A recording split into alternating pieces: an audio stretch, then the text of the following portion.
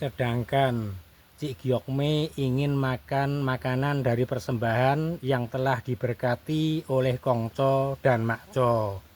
Jawab Suyanto. Loh, kalau ingin makanan persembahan ya suruh beli sendiri, lalu dipersembahkan setelah turun makan sendiri. Gitu kan sama saja. Jawab Cik Melan. Ya beda toh, persembahan dari upacara sembahyang bersama terasa lebih resmi. Nah, dari sini dapat disimpulkan bahwa keputusannya Suyanto dan Ratna menolak memberikan jatah untuk Cik Gyokme itu sudah tidak bisa ditawar-tawar lagi. Sudah harga mati. Bahkan dilanjutkan dengan sikap permusuhannya sama Cik Melan yang mengambilkan jatah buat Cik Gyokme yang kakinya sedang sakit gak bisa jalan itu. Kata Cik Melan lebih lanjut, orang seperti kamu ini tidak pantas memimpin di kelenteng Kwansingbyu atau tempat suci. Selama memimpin di Kwansingbyu hanya menjadi perusuh, penindas, mata hatimu buta, tidak ada rasa kemanusiaan. Di tahun 2022 saat menaikkan persembahan di meja altarnya Kongco berupa makanan keringan, lalu Kongco minta dilengkapi bunga 5 macam, yaitu bunga mawar, bunga gading kuning, gading putih, bunga kimhong, dan bunga hijau. Bunga hijaunya dibuang sama Indra, seorang karyawati Kwansingbyu bagian kasir penerima sumbangan. Dia berkomplot dengan Suyanto.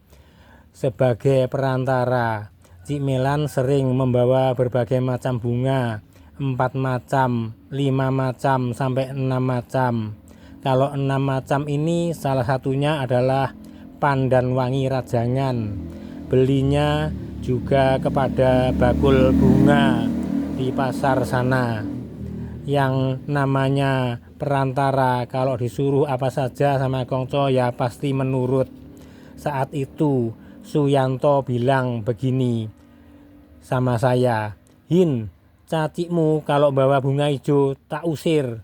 Lalu saya jawab begini, bunga-bunga tersebut dinaikkan di meja altar atas perintahnya Kongco sendiri. Jadi bukan niatnya cacikku mempersembahkan bunga hijau kepada Kongco. Sebagaimana halnya kalau ada orang Ciswa melalui saya dan cacikku Milan, ya dikomunikasikan dulu kepada Kongco apa saja yang harus dibawa untuk persembahan, dan termasuk barang persembahan dari acara Ciswa itu kalau sudah turun yang boleh menerima itu siapa saja. Selalu kami tanyakan lebih dulu kepada Kongco. Karena takutnya kalau ada dampak negatif bagi orang yang memakannya. Kalau Ciswa itu terkait dengan persoalan-persoalan yang berat, contohnya seperti orang yang terkena gangguan penyakit yang berat. Dan kami berdua akhirnya membiasakan selalu bertanya kepada Kongco siapa saja yang mendapat jatah makanan persembahan yang telah turun dari meja altar.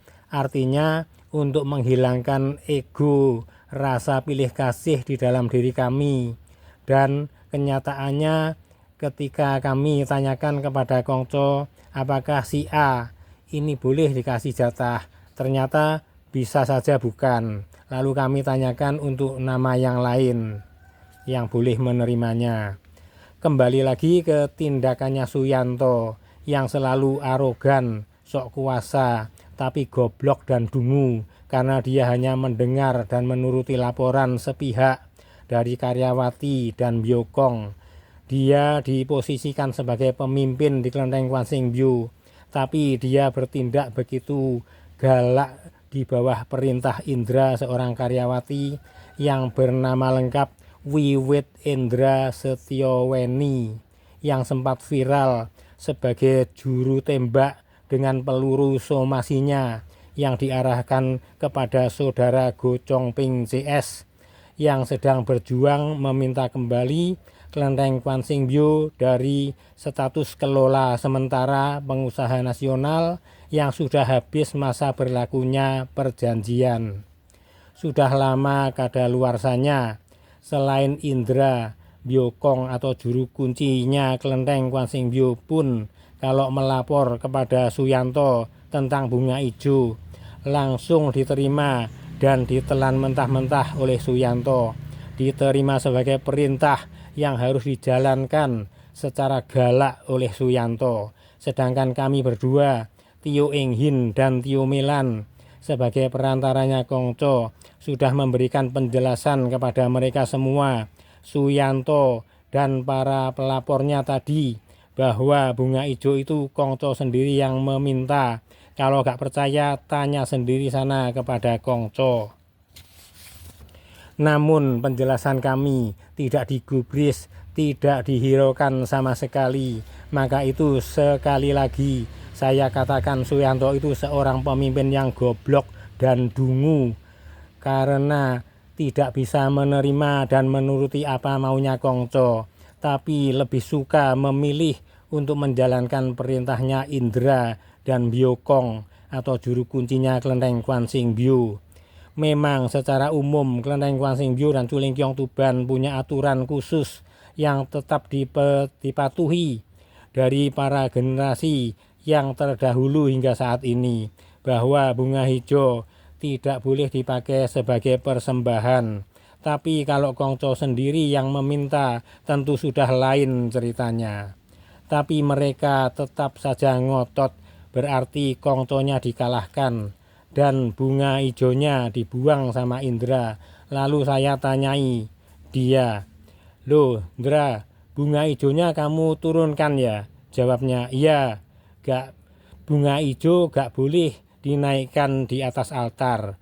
Terus saya katakan lagi, "Loh, kamu ini tanpa bertanya kepada Kongco kok langsung kamu turunkan? Apa kamu berani nanggung risikonya?" Jawab Indra, "Ya wis gak apa-apa." Begitulah ceritanya. Gak berapa lama Indra dipecat, tidak jadi karyawan Kwan Sing Byo lagi. Kalau sudah terbukti begini, siapa yang salah dan siapa yang benar? Tanggal 8 Agustus 2024 kami menaikkan persembahan nasi tumpeng di meja altarnya Kongco.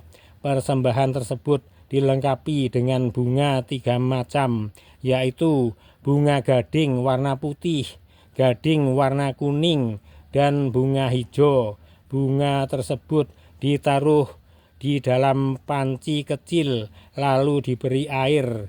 Lalu kami berdua maju di meja altar persembahyangan untuk bersujud dan berdoa di depannya Kongco, membacakan parita. Parita itu adalah doa-doa Buddhis. Saya jelaskan begini karena bagi pemirsa non-Buddhis bisa tidak mengerti apa itu parita. Begitu selesai membacakan parita dan sekaligus memanjatkan doa permohonan yang sesuai harapannya orang yang punya hajatan tumpengan itu tadi, kami berdua bangkit dan menuju meja persembahan. Tahu-tahu bunga ijonya sudah dibuang sama Ngatum, seorang Byokong juru kuncinya Kwan Sing Byo.